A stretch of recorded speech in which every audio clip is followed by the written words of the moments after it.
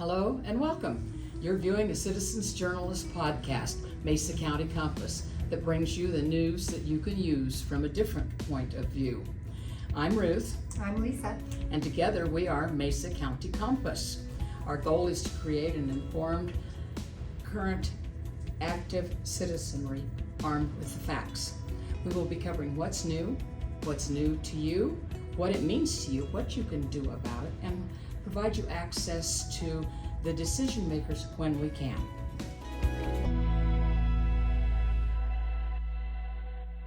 Good afternoon. We are here with Mesa County Compass, and we have today Bobby Gross, who is the Mesa County Clerk and Recorder, and we have Terry Porter, who is the Secretary of the Mesa County Republican Party. So we have some official people here today.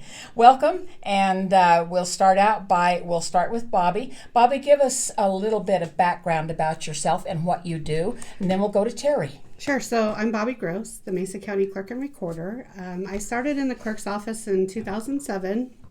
I started actually in motor vehicle. The clerk's office is responsible for motor vehicle recording and elections and clerk to the board. So we're over all those divisions. And so I started in 2007 from motor vehicle. And then I went into elections in 2016 and co-directed that election. And then I decided to run for office, and so here I am. Very good. Terry? Well, thanks for having us today. No problem. We appreciate being here. I ran for the party secretary last February, so it's been quite a ride. I'm sure Learning it has quite been. a few new things, yeah. Yes. I'm actually a retired teacher, and so I'm grateful I have the time. So the secretary part comes very easy to you, doesn't it? Well, I'm grateful that I had worked at the elections department for 6 elections, and so that has really helped me to really kind of have a sense of a lot of the details that I needed to learn. Right. Yeah. So just out of curiosity, what'd you teach? I was a math teacher. Oh boy. Yeah. But actually, I spent 40 years during the summer as a counselor and a director for the American Legion Auxiliary Girls State Program, which is a program that teaches kids between their junior and senior year about civics. And so the idea of precinct caucuses and county assemblies and state assemblies and a lot of the parts of that, and we did it all by doing it. So it was an active participation way to teach it. And so a lot of all of that really has paid off. Right. Yeah. I'm sure it has. I would have loved to have had something like that when I was growing up, I'll tell you for sure. Oh, yeah, Well, absolutely. I And won't does that say just program growing still up. exist? It does. It's diminished because, like many organizations that are over 100 years old, they're not as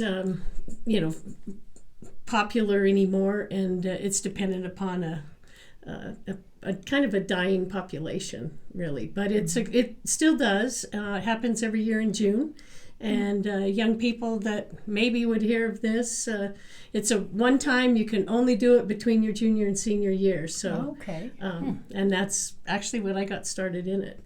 Okay. And I just have one follow-up question on this because it's always my question.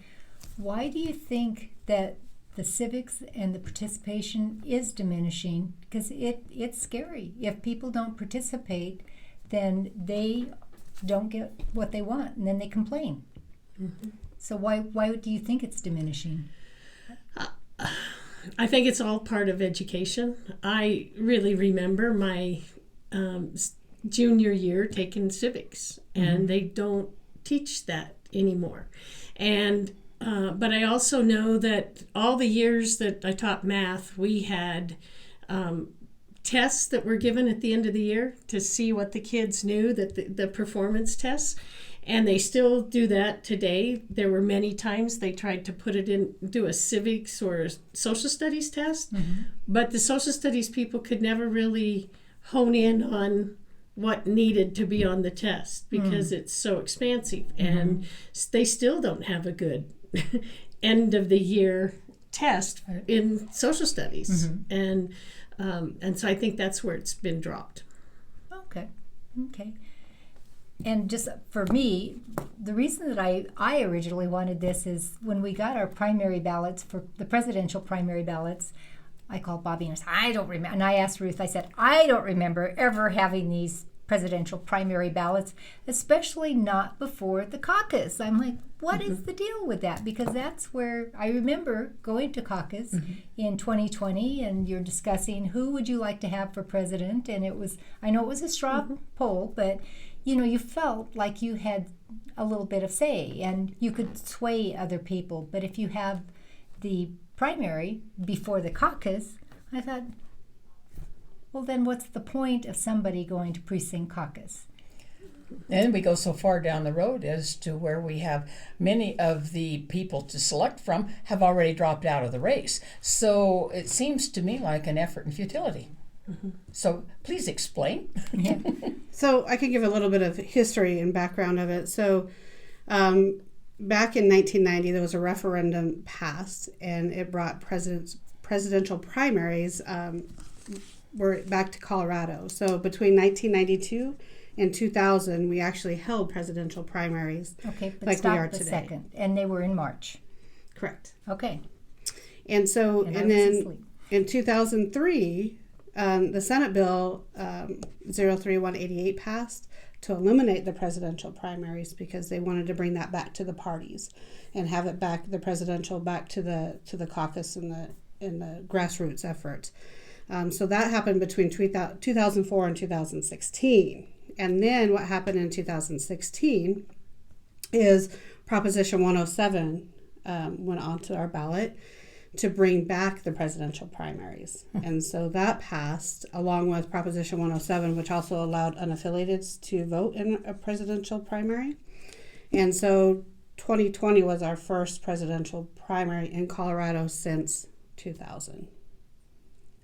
That's odd. I don't remember anything prior to that. So that's very interesting. Do you know, though, did Proposition 107 also move it up to the Super Tuesday date, as opposed to, I kind of remembered it being after the caucus but before the assembly. So it was I in believe March, it was. but I believe later. it was in that. And what happened is, I think in that bill too, is it made the governor, he has to in September the year before get together with the Secretary of State and come up with a date for that primary.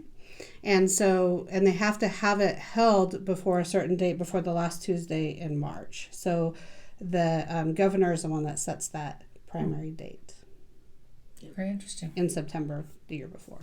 And I'm going to direct this at Terry. So what do you think about the governor setting the date before caucus? I understand they wanted to be part of the Super Tuesday date, but it goes back to what you were saying. It also, that Super Tuesday this year is traditionally the Tuesday that we've had caucuses on the Tuesday night. And so in Mesa County, for as long as I can remember, it was either a Tuesday night or it was a Saturday. And this year, with that, it forced Colorado as a party decided that March 7th, the Thursday night. And I thought, oh my goodness, I cannot imagine a lot of people really showing up for a Thursday night caucus, because it's always been Tuesday or it's been a Saturday.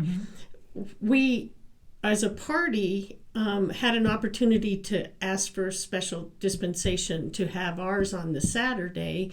And we did that because the law says it has to be between the Tuesday and Saturday. And so that only gave us that week to do it in. And the 23rd, if we did it on the Thursday night, then we would have to have the county assembly on the 23rd, and that's the end of spring break. And we thought that would have Doesn't work well. Yeah. So then we had to make a choice of, do you do the end of spring break or the Saturday before Easter? And we decided the Saturday before Easter would be probably a better turnout for it. So we were granted, along with I think 12 other counties, to have our caucuses on the 9th and our assembly on the 30th. So that's just certain counties, though. Everybody had to go to the state executive committee for the party, and ask and justify why we wanted to deviate from the 7th that the state party had set for the precinct caucuses. That's interesting. Okay, so why do you think the other counties didn't join in? Could have been a lot of their, again, their school calendars, or they thought if this county's doing it on this day and this county's doing it on this day, then it could confuse everybody. In Mesa County, fortunately, the Democrats are also caucusing on the 9th. So as far as Mesa County goes, we're all given the same message. So that was also advantageous for us to do it. Okay. Yeah. I going back to your question about the presidential, I think that was the one thing that if it were the following Tuesday to have that, it could be great, because then we would caucus about the candidates. And I remember that the last time we did it, it brought a lot of energy into the caucuses. There were a lot of good conversations about them, and it even brought some candidates to Colorado. But then they thought, if Super Tuesday decides everything and we're after that, then it doesn't feel like it has, kind of a moot point. As far as a national party thing goes.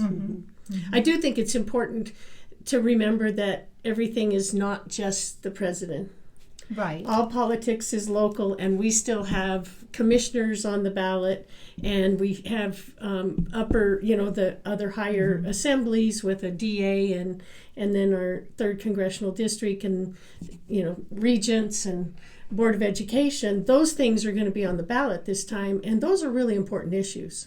So while it may be kind of a moot point for president, the other things that are on the ballot are worth going to the caucus. Absolutely. But those aren't talked about at the precinct. That's the problem. If you want to get that grassroots, you need to have, in my opinion, you need to have that before Super Tuesday, so that you get people engaged there and saying, oh, maybe I want to move on as a delegate if I can.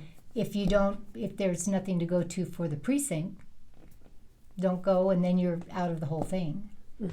So how do we engage people then to come to precinct caucus? It's always a lot of word of mouth. We've had a lot of precinct people doing a lot of outreach this year. There's been a lot of phone calls that have been made by people that are wanting to get people out to the caucus. There are I would say at least 15 precincts that have their PCPs have taken it upon themselves to finance sending out postcards to eligible voters, registered Republicans for the caucus. And then there's also been some people that have walked their neighborhood and hung signs. And I haven't seen that kind of activity for a long time. So there's a variety of things that people are doing to get out, engage people. Education is so important. We're all seeing that. And there are education, the State Board of Education and the Regents of the CU. And the other thing is county commissioners. 2 of the 3 county commissioners will be on the ballot this time. And that affects us all locally. Right. It does. And when it is the local candidates that will show up to those different caucuses. So one of the reasons we put 7 or 8 precincts at the same school in Mesa County is so that those candidates can go hit the precincts, and they're all in the same building, so you're more likely to see them at the caucus. It's there. I think there's a lot of good reasons for people to become involved and get out on March 9th. And I don't think they know that too much, because if I haven't received, or I haven't answered a call. If you don't know them, then you don't answer. But so I would suggest text messages, because I'll look at a text message, especially if you tell me Interesting what it's that about. you should say that, Oh, because yeah. the county party probably next week is going to have texts going out to 30,000 Republicans Excellent. that they believe have cell phones that can receive them. Obviously, the first blast is going to tell us how many of them really are cell phones, but Right. they should, and we've contracted to have 3 of those sent between now and the county assembly. Perfect, So- because that's what I was going to say too. It's a pretty much must nowadays to do the texting, because I won't answer the phone either. If I don't recognize the number, forget it. Yeah. It just isn't going to happen. And to my detriment sometimes, but it is the way it is. And I plan to our officers are planning on some outreach to the media too. Hopefully we'll get. Okay, well, I'm going to play really ignorant here, Okay. because I am, about elections. We have the caucusing for our congressional districts. We caucus for our commissioners as well. What happens if you have commissioners that caucus and then there's somebody that wants to come in and after the Just fact like petition on to the is ballot. that a possibility in the commissioner? It's possible, but the time frame is typically not enough time for them to get their petition submitted to our elections office.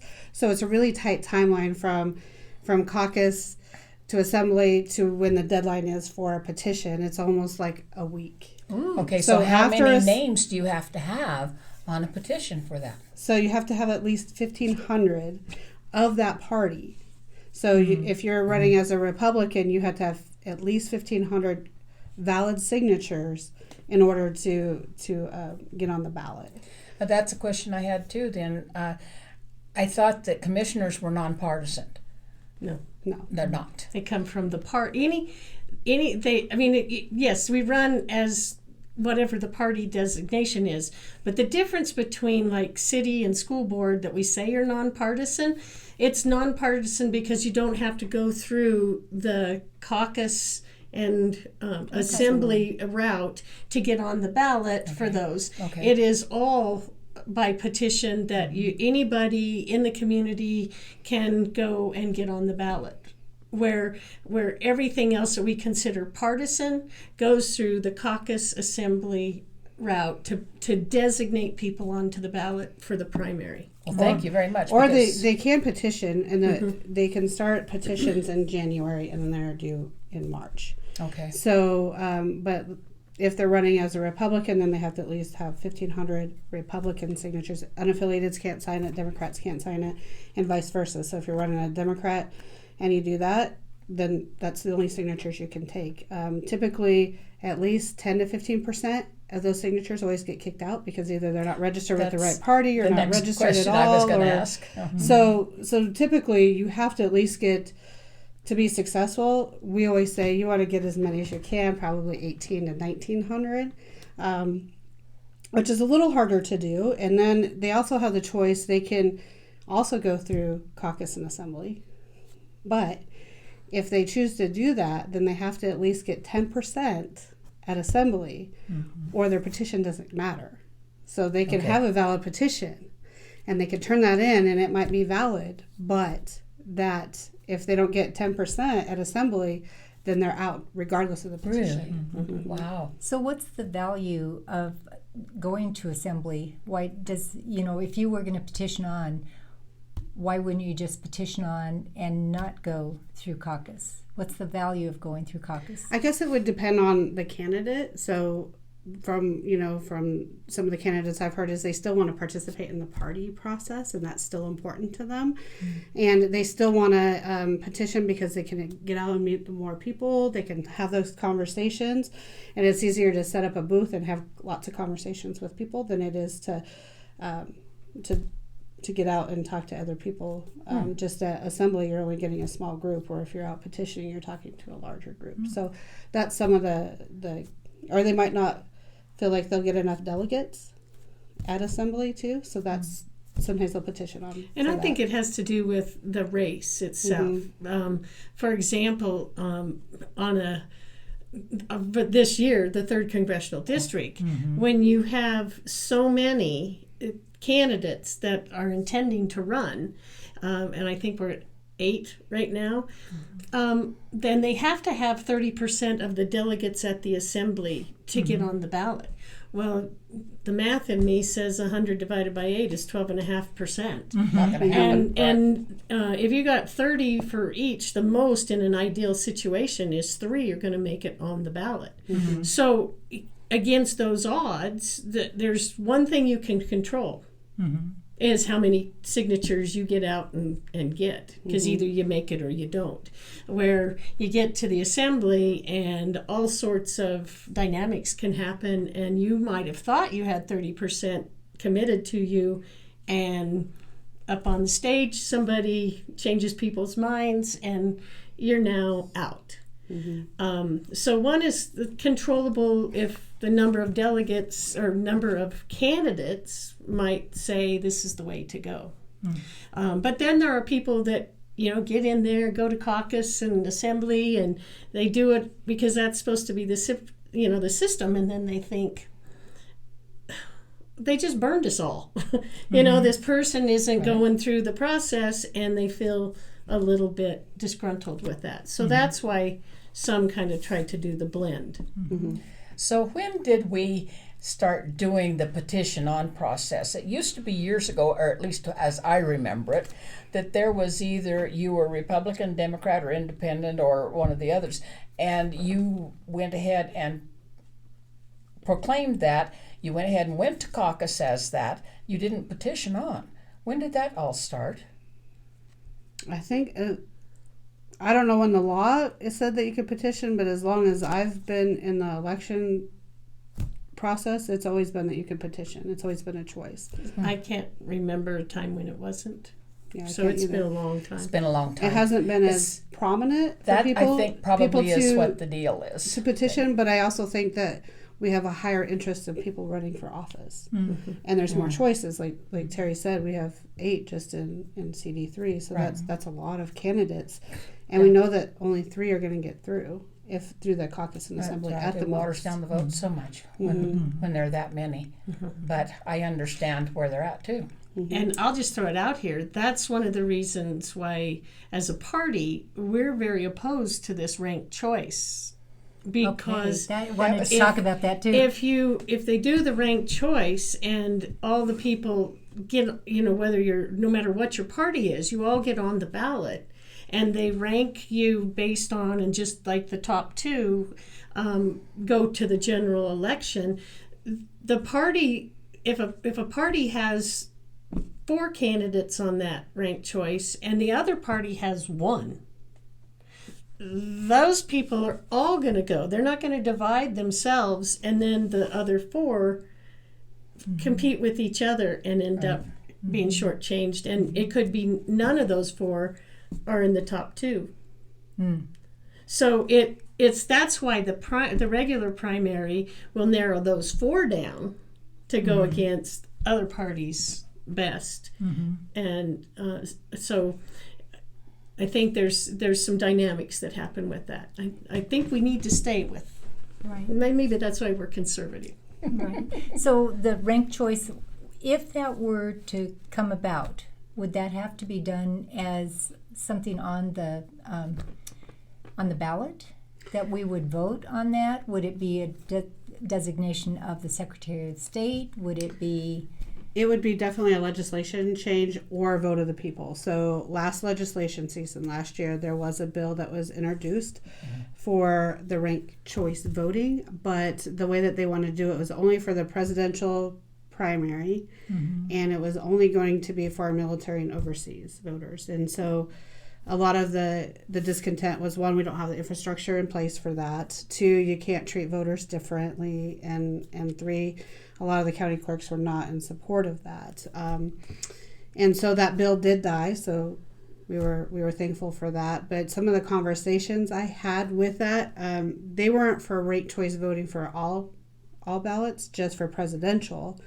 And some of the reasoning by the supporters of that was because they said, well, I voted for a presidential candidate that dropped out, and so my vote essentially didn't count. And they said, well, the presidential primary, because we do send out the ballots and we do have people that drop out so often, that they said if I ranked them, then my vote would have counted.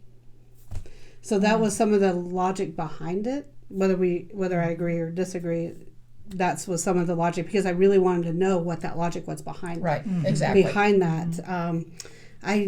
I am hearing that there will probably be a question on the ballot in November, but we'll see as it gets closer. But that's the rumblings I've heard is that the ranked choice voting will be on November for us to vote on. And how would that? I I'm did sorry. see some on the list of the titling.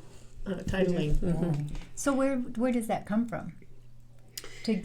Is it somebody petitions to have that put on the ballot, and they have to have so many signatures for that, or? It depends on if it's an initiative or a proposition. So propositions, like Proposition 107, 108, they had to collect signatures. And it was a committee that collected signatures to put them on the ballot. So it depends on if it's coming up as an initiative, which is put on by representatives, or like the Secretary of State or the governor or whoever puts that initiative on the ballot, or if it's a proposition. So it just depends on how it comes down. So I'm going to repeat that because I'm making sure. So a proposition comes from the governor's office, from the Secretary of State, or from the legislature? Nope, proposition is the other way. They collect signatures, so it's the public collecting signatures saying we want this question on the ballot. And how many would they have to have? I don't know. Oh. That would be the Secretary of State. So I don't. I It's think in the thousands. I think it is it's 15,000 or something. And I want to like say that. some of them have to be a certain amount of numbers from all areas, so they Every can't just county. get them from Denver. They'd have to get them from our county, from Delta County. So all the different counties have to have so many signatures to get that proposition on there. And So that that's makes where you'll it- see a and that lot of makes it people more clear. collecting signatures. Oh, yeah. Governor race is the same. They have to, if they're going to petition on, they have to get so many signatures per county, not just one Oh. area. So it makes it a little harder to petition on for those higher That's what offices. our public needs is more education like this, because we don't know. I am totally ignorant about that, but I'm sure getting enlightened today. Thank you. And so the initiatives just come out of one of those offices. That They could put an initiative on the ballot. For example, the one about the taxes HH, was it? Is that what Yes. it's called? Yeah, the legislature could not quite agree on it, and so they decided to send it to the people as an initiative. okay. Yeah. Okay. Interesting. But if I were just Jenna Griswold, I could put an initiative on the ballot regarding ranked voting. Yes, no, maybe?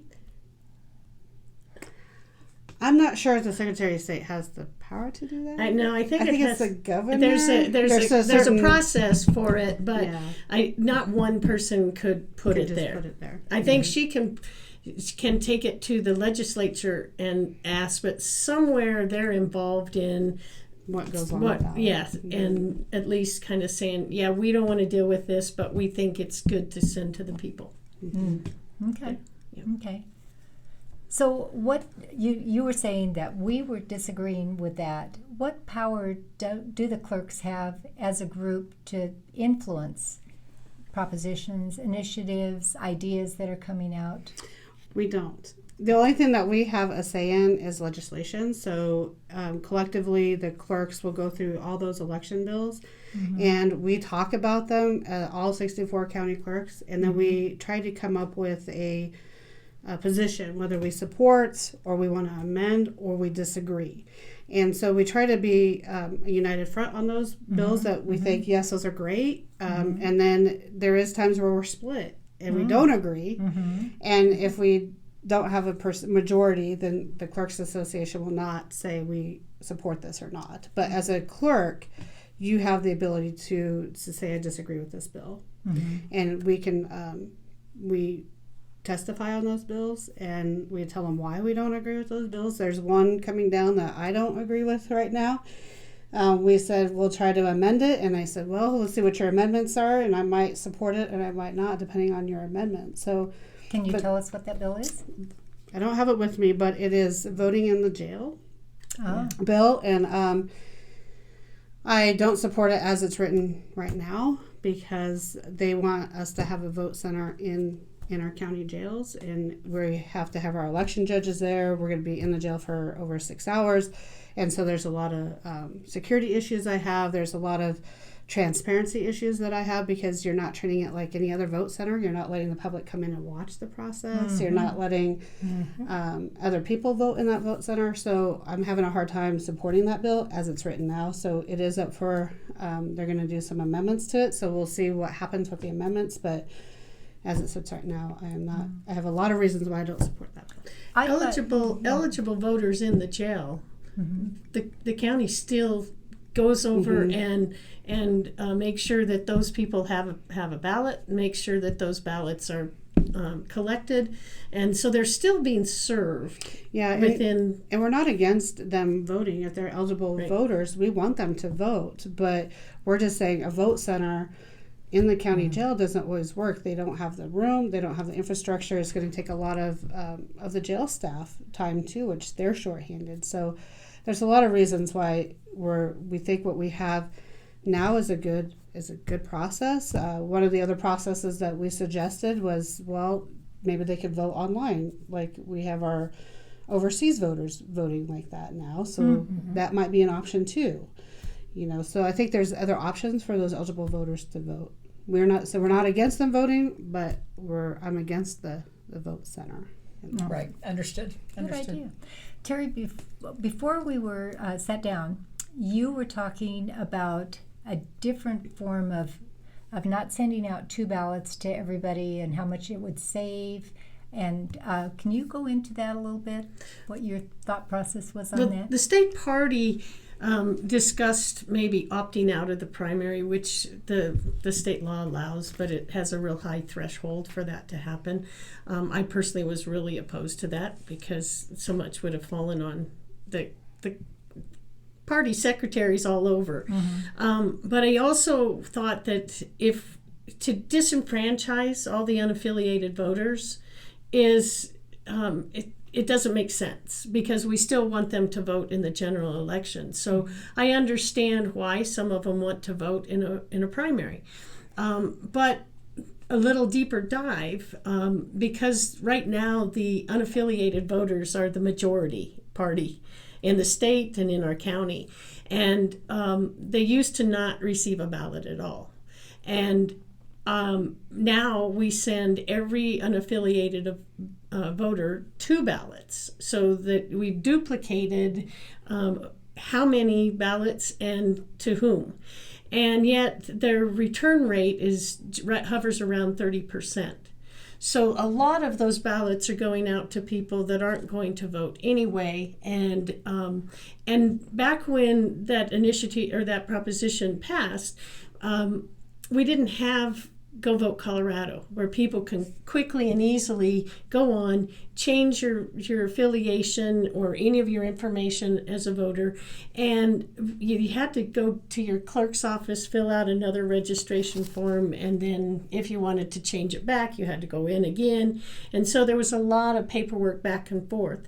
Now people only need to go on prior to the date that the ballots, the deadline, and when the ballots go out. Oh, when they go out, not when they have to be turned back. Now they can still go into a voter polling center as long as they have designated whatever. But that would be all those details that have to be in there. But I think that because it was the people that made that choice 8 years ago, and now we have the technology that makes it easier, I think it would be financially, fiscally responsible, and it's all those ballots end up in the trash somewhere.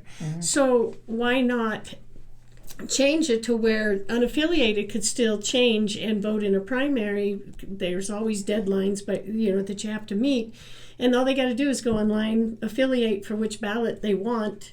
And if they want to change back after the election, they just go online and change back. It's a pretty easy process now, and it would be, like I said, it would save taxpayers lots of money. So I've floated it out there a lot to see if maybe somebody will catch it and bite, and we might see a proposition someday to kind of counter it back a little bit.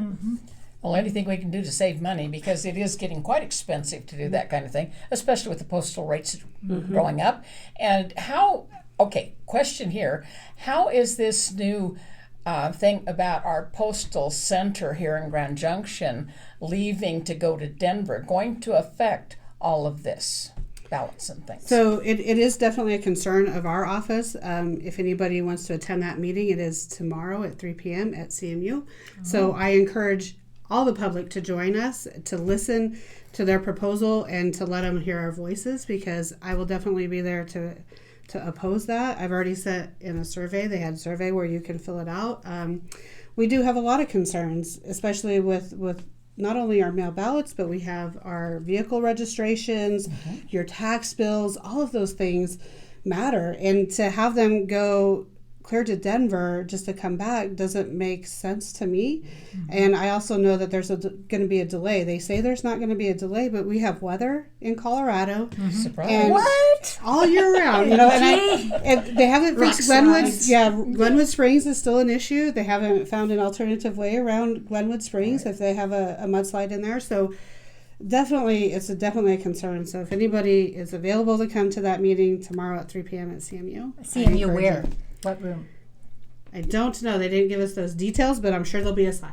1100 North Avenue, and that's Well, all I know. yeah. Probably in the student union, Yeah, that's will be. typically I where it's think going it's to in be. the, most, yeah, most likely. Okay. it is. Somewhere there. Well, that's important. It It is is important. Yeah. It's something I've been really concerned about because that divide between East and West is huge when And it there's comes to no- things like that. And there's no good reason to do that. I know that they did that. I talked to Matt Soper about this, and the idea that we have the Department of Motor Vehicles, and if they have bad weather over in Denver and they close down their centers, ours is closed. Well, we don't have bad weather. And so, if you had an appointment or whatever to go in, then you're out of luck because they closed us over in Denver and they don't answer the phone. Nobody had Oh to yeah, go and in. that would be driver's license. I just want to clarify that. Well, That no, is no, not- no, I know. not your vehicle registration. No, what I'm saying, Bobby, is it's We're kind of sorted. the same thing Yeah, it where is. you're saying, well, we're going to send it over here, and because we have different things going on over here and we're more important, then you will be suffering. And he said, that the motor vehicles should actually be county, even though it's a state, but just have county offices instead of state. Yeah, and with that too, I mean, I think that they did try to pass a bill at one time for the clerks to take over driver's license, but they didn't put the funding behind it. So they wanted the county to fund it instead of the state funding their function. And so that didn't pass. But I anticipate that eventually they'll put some funding behind it and it will pass. But if they don't put funding behind it, the clerks definitely don't want to take it on. Not all the counties can absorb that Absolutely cost. not. That's Yes. And the huge. training and the stuff that goes with that. But and even with the post office, like we are the biggest hub between Salt Lake and Denver. And also it changes the way we have chain of custody for our ballots. Oh, yeah. So as it is now, they come from Arizona, they're locked in a semi with a seal, and we have a manifest of exactly what's coming to us. We go down to the post office when they arrive, we get the arrival time, we set up time to go to the post office, we check the seal that's unsealed on that truck, and we check our manifest to make sure that our vendor sent exactly what we said that they said they sent. So it's a good chain of custody for us to be able to go to the postal office and make sure that, yep, our ballots are here, they're ready to go, we're good to go. So it's definitely a chain of custody. Some of the other clerks that they might mail theirs out of Arizona, or some of them mail them out of Denver. Some of the county clerks will go to Denver to their hub and they check their manifest and they have their chain of custody. Other clerks fly clear out to Arizona. Well, that is a lot of expense to fly a clerk out there to make sure that they get to the post office and have that chain of custody once they get to the post office. So I really don't want the post office to change Right. No. Right. change it. It just doesn't even make sense Well, to me. it But, just seems like it would add cost too. well, it Because will you've add got the cost. gas. Bringing it Local back. mail having to go to Denver and come back, it definitely is going to cost. Yeah. And you have more problems with it too, because I used to have to use FedEx all the time, and FedEx has to go. It goes to Denver, and then it goes to Memphis, and then it comes back to Denver, and then it comes back over here, and you're like, where I was sending it was in Denver. Get it off the plane, and it's there. Don't send it to Memphis and do something with it. It just didn't make any sense at all. And with the Western Slope growing, it also doesn't make sense to eliminate that kind of a service. Right. Yeah, and it doesn't only affect Mesa County, but you're talking Garfield County, Delta, Montrose. Everything on the You're western right. slope. All of those facilities come out of Yeah. Grand Junction. So it's definitely a disservice if they change our service here. We will be there. I unfortunately will not be able to be there. We have a podcast tomorrow afternoon Well, at 1:30. at We'll be there by 1:30, but 3. then after that, then I have another appointment. But anyway, I did put my 2 cents worth in online. Oh, good, Okay. good. Good. You had some other statistics. Excuse You me. brought some ballots and talk to Yeah, us so about those. so I just brought in some. I like statistics, and so I like to look at like some of the turnout. And so I pulled because I didn't remember I didn't remember what was on the ballot. The presidential, who the candidates were on the presidential primary in 2020, because I've slept since then. And so I did brought a sample of what was on the ballot in 2020 for the presidential primary, which was March 3rd in 2020. And so when I look at the sample ballots, Republican Party had just a few candidates, and we had 2 that dropped out before March 3rd. So Okay. their votes, it counted, but they were no longer a candidate. And the Republican Party, or the Democrat Party, which had a much longer candidate list, they had a whole lot of them that dropped out. So I thought that was interesting that it's not the first primary where we had candidates drop out. And what happens is in Colorado is if a candidate drops out, they have to file the paperwork with the Secretary of State. Oh, they And do. Okay. So if they don't file that paperwork with the Secretary of State, so even though they publicly said, I'm out of the race, they didn't file their paperwork, then they're still a candidate in Colorado. Okay. So that's why you'll see them on the ballot, is because they didn't fill out their paperwork to say, I'm not a candidate in Colorado. But when would they have had to do that? Well, we had ballot content January 5th. So they would have to do that prior to January 5th. Because what happens is we had to have ballot content from the Secretary of State on January 5th, and then we have to get our ballots ready and prepared and get them out to our military and overseas voters by January 20th. So it's very a tight turnaround in order to do that. So And it doesn't make sense. I mean, to send it out that early because they're going to be going to New Hampshire, and because they're not going to drop out if they think there's a chance. I mean, Nikki Haley, after South Carolina, when she doesn't get that, and you've got the 3 that are going, she still hasn't dropped out. But the others, after they didn't have New Hampshire and Iowa, they said, okay, but that's long after January 5th. So this, again, seems like it's not a good idea to send them out that early. yeah, it's hard because we do have deadlines that we have to make. No, I and- know. I'm just saying it. doesn't- Yeah, no, I don't disagree, but that's typically what happens when candidates fall out, and then we have to have them on the ballot. So as it stands today, everybody that's on the ballot has not filed their paperwork to not be on the ballot, so they will be counted. So even if you vote for somebody that's already dropped out, Interesting. it'll count in Colorado. Because that could definitely take away from the character of the vote. It can, and I did pull that statistic Yeah, it's because I good. thought that was. I kind of wanted to look at what the candidates looked like. So, but when you look at the turnout, it was significant that the people that didn't drop out still got the most votes. Okay. So if you look on the Democrat ballot, they had Bernie Sanders actually won the Democrats in Colorado or in Mesa County.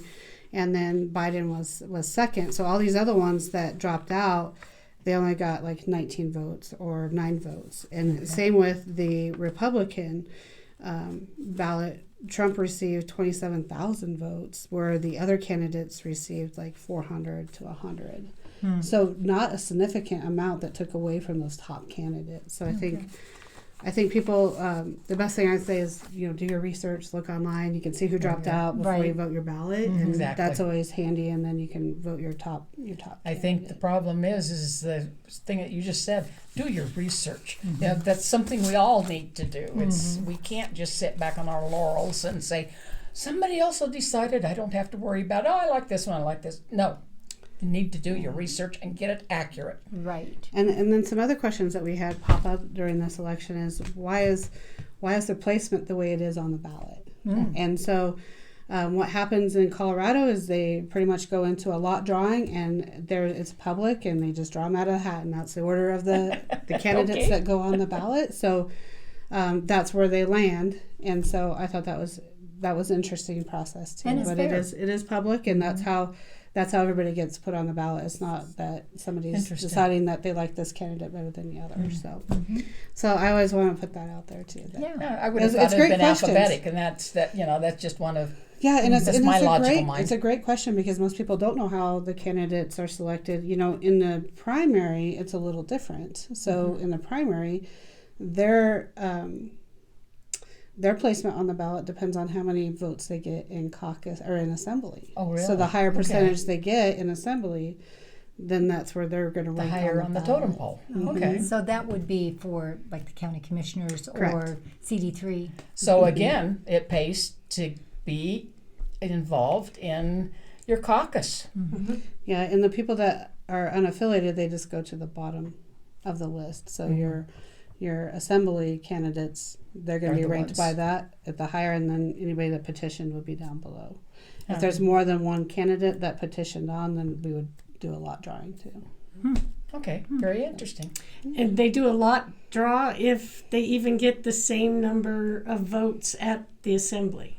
Oh, really? Oh. So then it's a drawing lots with flipping a coin or whatever method you want to use. Roll a dice. Roll the dice. It is by chance. So I can see right now I'm going to have to go to assembly. I've never been. I was called as a delegate when COVID hit. So the only voting I got to do was online, which isn't exciting. It didn't do anything for me. It was just poke a button, But it sounds like a fun time. Okay, very interesting. Terry, tell us about the whole process. We go to precinct, and so I'm Joe Public, and I went to precinct, and I do want to go further, but so I'm at my precinct. Then what happens? So, we have representative government. I mean, we talk about democracy all the time, but we're a representative democracy. And so by those votes, and it's at the caucus level that all that representation starts. Okay. So if we're all at our precinct caucus, depending on the number of delegates to the next level always depends on how many voters turned out in your last gubernatorial or the election 2 years before. So some precincts may have 10 delegates going to the next level. Another precinct might have 2 or 3. So we would all be deciding who wanted to go to the next assembly. And the maybe next assembly would be? in this time around, it's March 30th. But I mean, it would be called the county caucus? In presidential years, they're called conventions. Oh. And on gubernatorial years, they're called assemblies. Okay. So, fun facts you didn't really need to know. But, so the county convention will be March 30th at Palisade High School, starting at 9 o'clock in the morning. Okay, so we are trying to decide who's going to represent our precinct at that convention. Okay, and we're also going to have, we used to have to go to the convention to then go further, but that was changed in our bylaws, and now to decide who's going to go to the third CD or to the state convention is determined in our precinct also. But you have to be a delegate or an alternate to the county to be able to go to those hires. Doesn't, like if something came up and somebody was sick or whatever and you couldn't go to the county assembly, that doesn't matter. But your delegates are chosen from your precinct. Nice. Okay. So then you're going to, at this next precinct caucus, you will all have an opportunity to determine who your delegate's going to be to the, as we said, county convention, who your 1 or 2 delegate and alternate are going to be to the third CD, who your delegates are going to be to the state. And then it's only at the state that then they decide who's going to the RNC, the National Republican Convention. Okay. Okay. Everything else up to the state level is chosen in your precinct caucus. Wow. And then they keep going. Okay, so why would anyone, when you know based on the primaries, really want to go to the national convention? I think it's the excitement, the just the energy in the room. To say you were there when such and such a president was nominated. It used to be where anybody was in play at the national convention, but now, like we've already discussed, they kind of weed themselves out prior to that point, and so it is kind of okay at this point. It takes this many votes to get on the ballot or be the number one, and only one person can make it. And but it's got to be fun. It's got to be charged. I've never gone. I've never really cared to spend that kind of money to be a fan. That's not who I am. But some people, it's their aspiration to keep going higher or be more heavily involved in politics, and they're already, like I said, involved. There will be one delegate at our third CD that is chosen to go to the RNC. There's another 30 or something like that are chosen at the state convention to go to the RNC. So it does. There is one more thing on the state, and that is choosing the national committee woman and national committee man. So that sit on the board for the RNC. Yeah. Very important. Yeah. Very important. Did that answer your question? Yes, so a lot happens at the precincts. Because you want people to go. Get involved. And I will do another plug. Yes. that is also where we name or find people to be election judges. Okay, they also request people if they want to be a poll watcher. It's another opportunity for us to ask, just to energize the party. We get our precinct committee people that kind of run your precinct, and so all of those things also happen there. But and I, having been an election judge and working in that office, I think that the people that are concerned about election integrity, the best way you can ensure that is to be an election judge. Okay, so talk to us. What does the election judge do, and how? You want to run with that? Sure. So it depends on the position that is best fits the judge. So we are always looking for election judges. We couldn't hold our elections without them. They are part of the process, and they make sure that everything is running smoothly and that we're bipartisan and we're just focusing on making sure everybody's vote that counts. And so we have different positions within the election judge office. So we have poll workers, which we have people that greet, people that will use a computer to check people in, check their ID, issue them a ballot.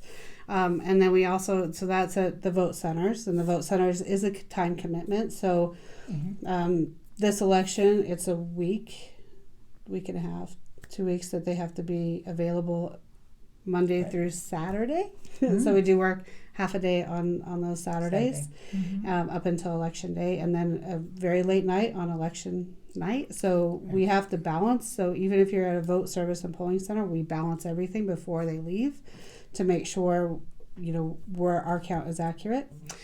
So that's what happens to the vote centers, and then you can be in the office from answering the phone and helping people register to vote, which is Terry is amazing at. She does really great in our front office, and we much appreciate that. And then we have people that work in the back. I always tell people that's where I like the back because it's very fast paced and it's exciting, and you got ballots coming in, and so you have ballot runners. So we have bipartisan teams that go out and pick up ballots at our vote centers. They pick up ballots at the ballot box, and they bring them back to our election office to be counted. We have people that open ballots. We have people that do signature verification, which is a very important job, and we have people that do the tabulation. So those are all done by election judges. Our staff just helps them and oversees them, but every process we do, there's 2 election judges that help us in every single process that we have. So We greatly need them. We appreciate them. We want them to come in. And like Terry said, if anybody has a doubt about how an election is ran, you get a whole different perspective Right. of how the inside of an election works. So, And the reason I say, we to get Republicans on every one of those teams is because by law they're supposed to pair up a Democrat and a Republican for as long as our lists go. Mm-hmm. And then once they run out of those lists, then they can start using unaffiliated. Mm-hmm. And so I have great confidence if we have a Republican on every single pair, because I don't know which way that unaffiliated might be leaning. Mm-hmm. And so that's why I feel like if we give them a nice long list, they'll go through and figure out who's got the right fit, because every job is different and your availability is different. And this time around, not only have they needed them for the presidential, we'll need them for the primary, we'll need them again.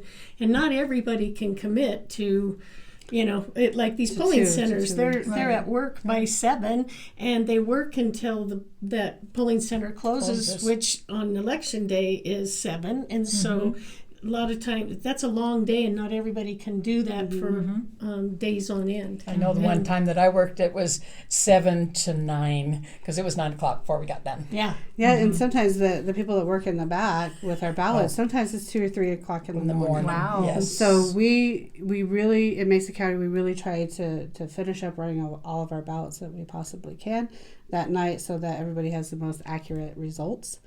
And so we try to make sure that we stay as late as we can to tally up those votes so that people have that count. So we Get the no-dos. And they feel like there's more integrity if you don't take a break and say, well, we'll come back and finish counting. Yeah, and especially when a race is really close, like we had exactly. the CD3, in November, that was really close. It was important for us to make sure that we had counted every single ballot so people knew where it stood. Exactly. And when I worked the city, there was a combination of people that had worked with the county that worked that city election, and because that one race was so close, we did not leave until 5 a.m. Wow. Yeah, it was a long day. Whoa. It could be very long. But Can be we indeed. were really, it was a great group of judges that were committed to getting through what we could so that we could give everybody the best information we had. Very interesting. It is.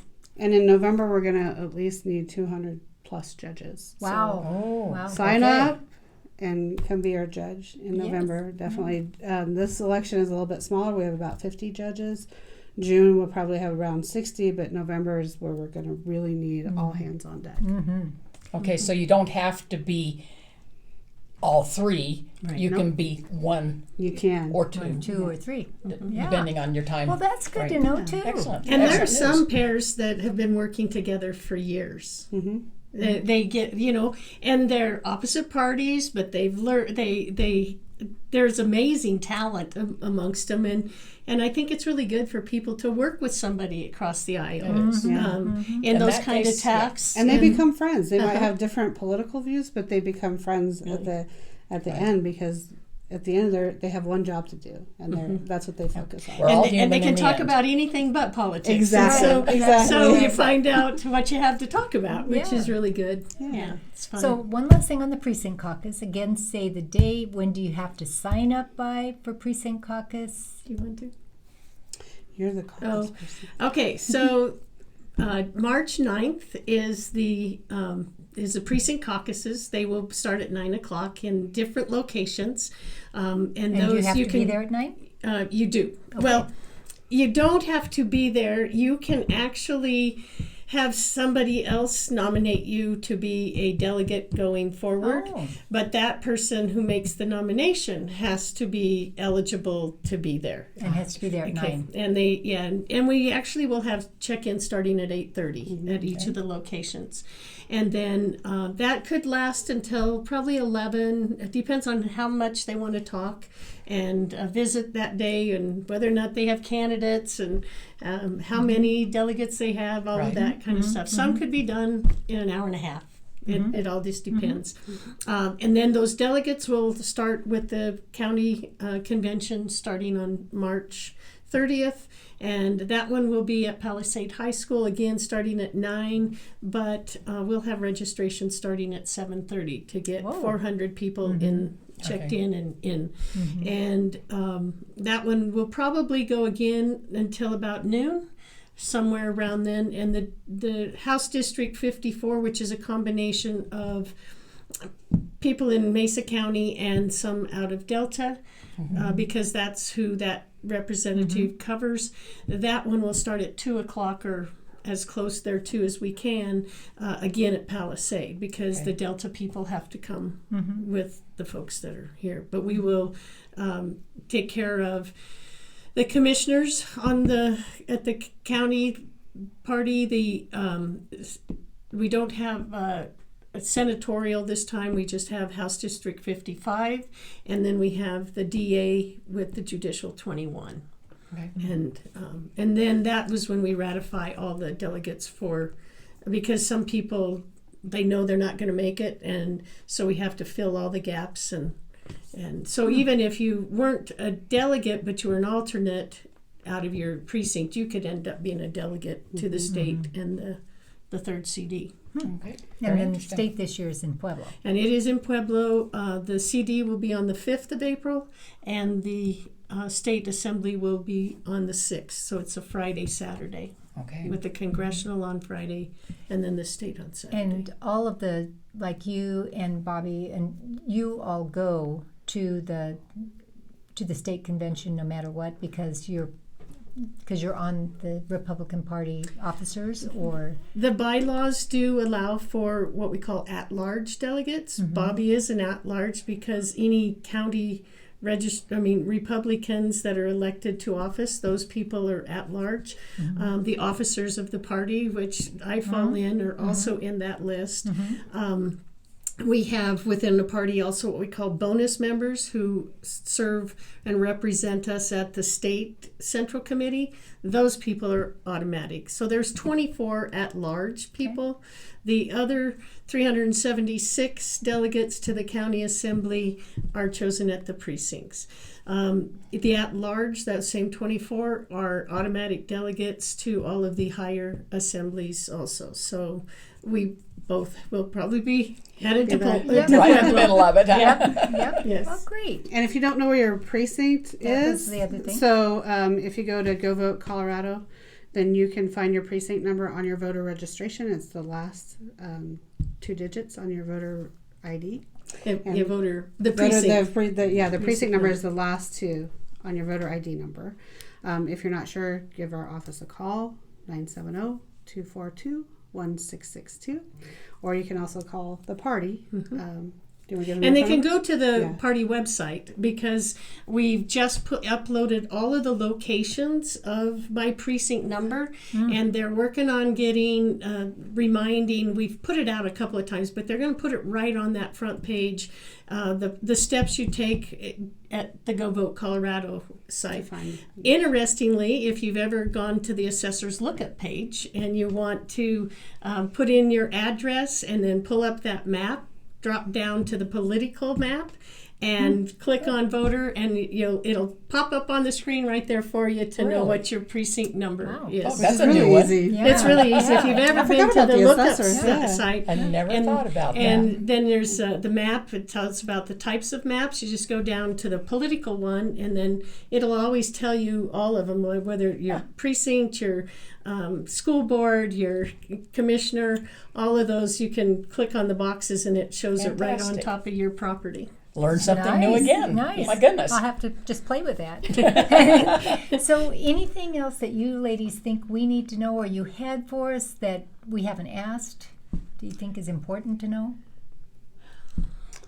I would just say, do your research, participate. It's your voice, and so it's important to vote and just make your voice heard. Yeah. Okay. You only learn by participating, and there's been a lot of iterations of it, but the world is run by those who show up. Right. Yes. So show up. Well, you've been listening to Mesa County Compass. This is The Truth as We See It, the facts as we know them. You decide. Thanks for having us. Thank you. You're welcome.